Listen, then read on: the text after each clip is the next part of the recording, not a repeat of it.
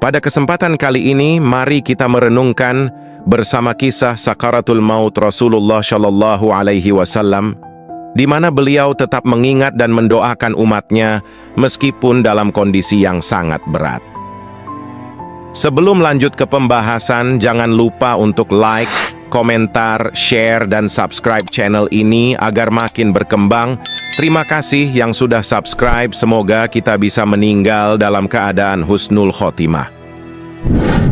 Gambaran sakaratul maut, M. Khalilur Rahman Al-Mahfani, M.A., dan Abdurrahim Hamdi, M.A., dalam bukunya Menguak Rahasia Kehidupan Setelah Kematian, memberikan gambaran tentang sakaratul maut berdasarkan hadits Rasulullah SAW dan pendapat para ulama. Imam Al-Ghazali menggambarkan bahwa sakaratul maut adalah saat di mana rasa sakit menyerang jiwa secara intens dan menjalar ke seluruh bagian jiwa, sehingga tidak ada satupun bagian jiwa yang terlepas dari rasa sakit tersebut.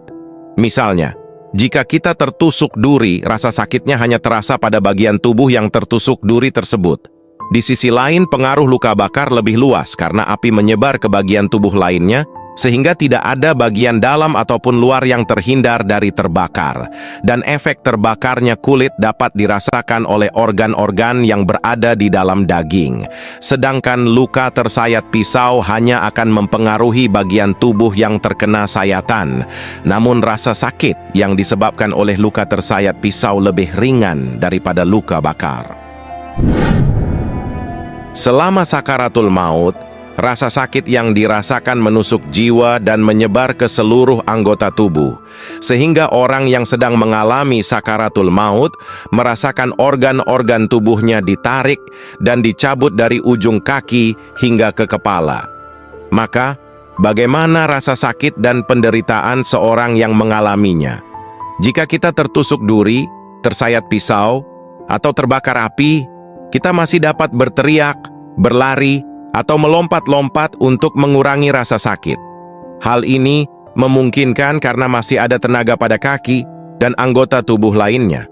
Berbeda dengan seorang yang sedang mengalami sakaratul maut, dia tidak akan mampu meredakan rasa sakit yang dialaminya. Hal ini disebabkan karena rasa sakit yang dialaminya telah mencapai puncak kesakitan dari segala jenis rasa sakit yang ada. Tenaga menjadi hilang, semua anggota tubuh melemah, dan tidak ada lagi kekuatan untuk berteriak meminta pertolongan. Rasa sakit yang luar biasa ini telah menghancurkan akal, membungkam lidah, dan melemahkan seluruh tubuh. Rasulullah Shallallahu Alaihi Wasallam pernah mengalami sakaratul maut. Peristiwa ini juga dialami oleh Rasulullah Shallallahu Alaihi Wasallam saat didatangi oleh malaikat maut yang mengabarkan hendak mencabut nyawa beliau. Menurut buku Makna Kematian Menuju Kehidupan Abadi karya K.H. Muhammad Sholihin, Imam Ghazali pernah mengatakan bahwa sakaratul maut adalah ungkapan rasa sakit yang menyerang inti jiwa dan menjalar ke seluruh bagian jiwa, sehingga tiada satupun bagian jiwa yang terbebas dari rasa sakit tersebut. Kisah sakaratul maut Nabi Muhammad Shallallahu Alaihi Wasallam. Ada sejumlah riwayat yang mengisahkan tentang kebiasaan malaikat maut meminta izin masuk rumah untuk menemui para nabi sebelum mencabut nyawanya.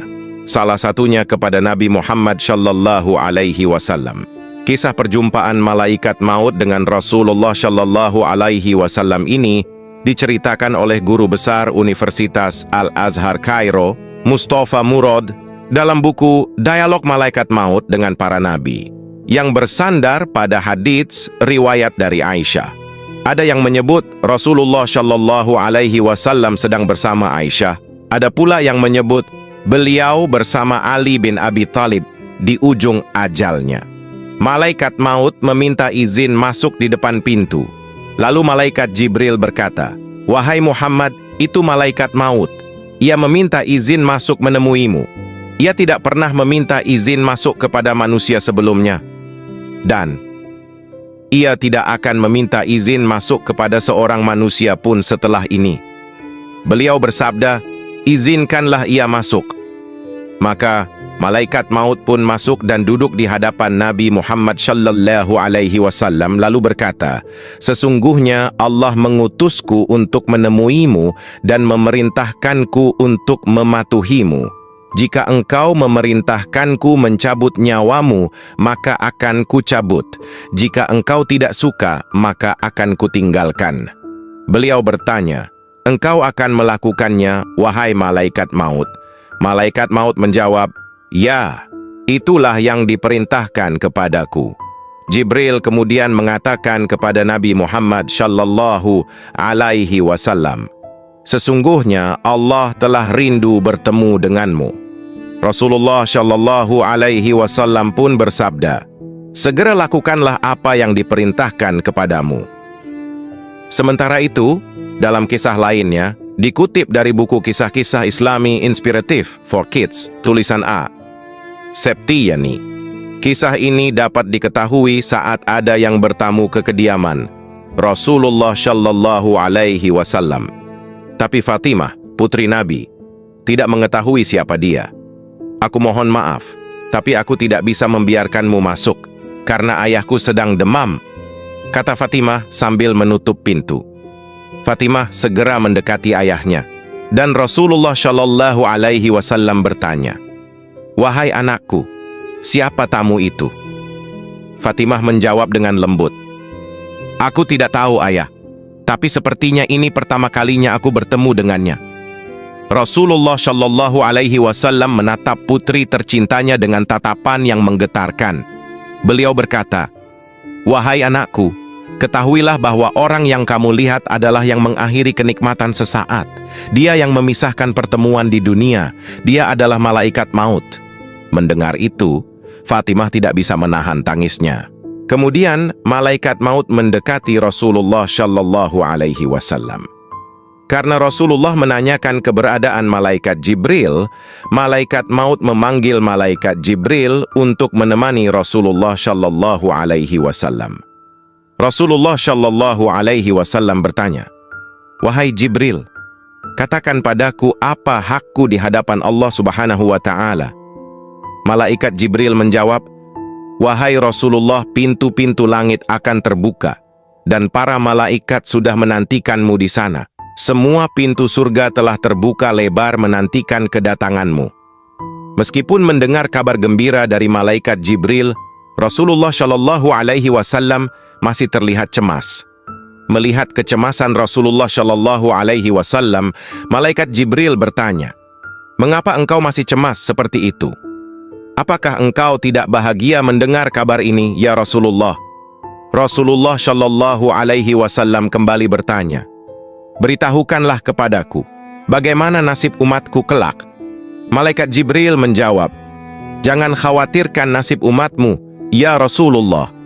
Aku mendengar Allah Subhanahu wa Ta'ala berfirman kepadaku, aku telah mengharamkan surga bagi selain umat Muhammad, hanya umatmu yang berhak memasukinya."